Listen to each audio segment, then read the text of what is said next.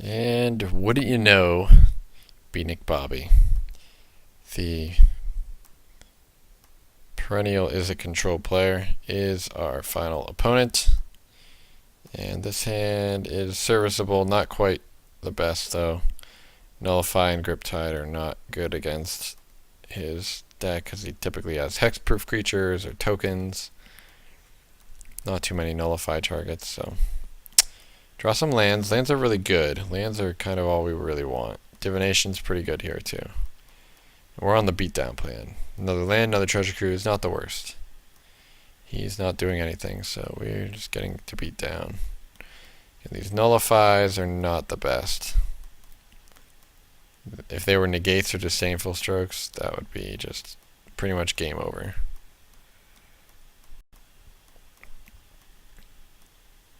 Yeah, Flurry of Horns, yeah. That card's going to be tough for us to beat. So we got our 1-for-1 with Griptide.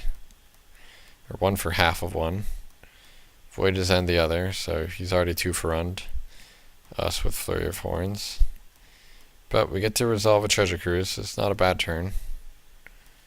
Drawing a bunch of lands and Jeskai Sages isn't really that good though. Another Flurry of Horns, so he gets to crunch back. And we just have Sage Go, which is really weak. So here, Sages aren't doing anything. We need 2 spells. We just need cards in our graveyard and treasure cruise, so I just go with the double jump. Which lets us anticipate end turn, which is decent. Which lets us negate so that we can Palace or Rise of Eagles with negate backup, which is not the worst. But I figure we gotta do some stuff before that. So we just try to draw millions of cards, and he just kind of lets that happen, which is fine. We have to discard 3 cards, so we discard 2 lands and a nullify, because we don't need the second nullify, and we have the negate, but he has the negate back too, so we're pretty dead. Like he just was proactive every turn of the game, and Flurry of Horns is really tough for us to deal with. We really need to not let that resolve. And again, Benthic Giant would be really good right here. Here's a perfect spot where we have tons of mana. Benthic Giant 4/5 would have been great. Here, we're lucky we have at least a Whisk Away to trigger Prowess, kill one of his guys and block. But we're allowing him to Treasure Cruise. And Coral Barrier, so a little tough. He probably has a counterspell for this, but we don't have any other choice, and he does. Yeah, we can't really block and trade for 1, 2, 3, so we'll just race, right? And he's got us dead on board. Holy crap. He goes Lightning Strike and Tumble. I'm pretty sure we are at 5 life. I'm pretty sure I was not previously at negative 322 life from that attack. I'm telling you guys, these Moto replays are super buggy. They are freaking out. Alright. Continuing on, game 2. This hand's pretty great. We get to play Jeskai Sage on turn 2. Hope to hit a land. Land, perfect. Coral Barrier, love it. So now we're beating down. Hope to avoid a Scouring Sands. Divination, Prowess our guy. Hit a tap land, pretty much perfect. Hit another Coral Barrier. Beating down. He's gaining all this life back with lands, but he's not doing a dang thing. Here I'm going to leave open my negate in case he has Flurry of Horns. I don't care about him killing our 1/3. And when he goes for Flurry of Horns, you know I have 4 negates and 3 disdainful strokes post board. So there's not a chance in hell that is resolving. And I figure I might as well resolve the treasure cruise while I can, try to hit a land, and just keep beating down. I don't hit a land, that's pretty absurd. So I discard a Rise of Eagles, since I think it's too expensive, I probably won't have enough time for it. That lets him resolve another Flurry of Horns, so I figure, this game's going to be very similar to the last one, just going to get crushed by all these Flurry of Horns. he mentions that he hasn't even purchased Anticipate. He doesn't play with the card because he hasn't updated his deck yet.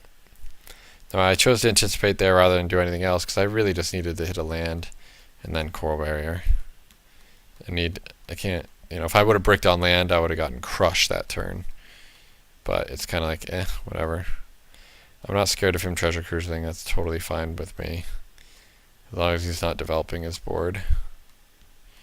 Then that means I can attack. And he actually just found an island, that Evolving Wild, so that lets me keep attacking. And I just slammed the Hexproof guy, which I know is going to be pretty sick because I can slam Nimbus Knight on it, which is going to be able to attack past both of these 2/2 flyers. So again, this is just a game of we're both landing our haymakers, except I've been the proactive one attacking the whole time. Wow, he just takes it and goes to 3. That's pretty aggressive. So another Rise of Eagles. So he should have attacked with both of his other flyers and put me to 12. He can't possibly think he's going to block with everything when I have just like, unblockables in play. So unless he has Twin Bolt or Scouring Sands, he should have attacked for 4 and then planned on chumping this turn and then attacked for potentially 6 because I would have been at 12. I don't know. Then maybe I'm in burn range.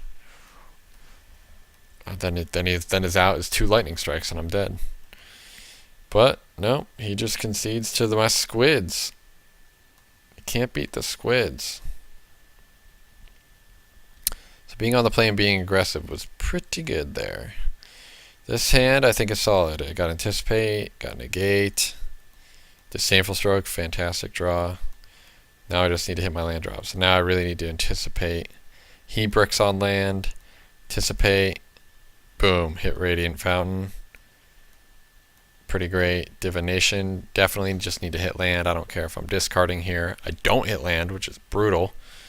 But what would you discard here? I think I'd discard Rise of Eagles. What the hell? Oh my gosh. Well, this is so brutal. I can assure you that his end of turn Twin Bolt didn't hit me for 546 damage. Oh my gosh. Well, good thing I actually remember the conclusion of this game.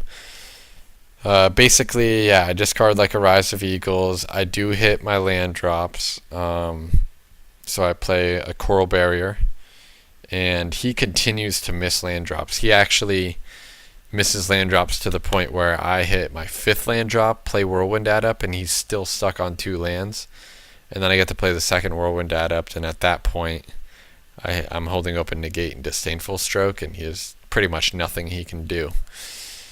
So, there's anything we learned today. Is one, I appreciate good sportsmanship. It allows me to continue trying to win these tournaments, but also I think it's something that I want to get better at in how you treat people, not just when you play Magic, but when you're just treating people in general. Just be considerate, try not to take life too seriously, help people out when you can. He helped me out, so I, in return, wanted to help him out and just say, hey, I'm not going to make you lose your value of prize support. So I'm going to hook him up with 5 extra tickets after I won the event today and just say, hey, keep on being a good person for the community. We also learned that Moto doesn't know how to do replays anymore, or it just likes to bug them. And it was super relevant for Game 2 of the semifinals because that was the game that all the action went down. It was probably one of the closest games of the match. It's not actually that relevant right now for this game because this game basically was just, over after he bricked on some lands and I did not brick on lands, which is kind of how control mirrors sometimes go, but that's why Anticipate is a solid card. It just is. You don't have time to cast it all the time against the aggressive decks especially, but it digs you for that land, and only costs 2 mana. It lets you hold up encounters. It's just quite a solid card to have in the deck. So interesting way to conclude this little series here. But I know Gwynedd just posted today trying to highlight the coolness of this mono blue control deck. And I only know one other player, Adner, had played it.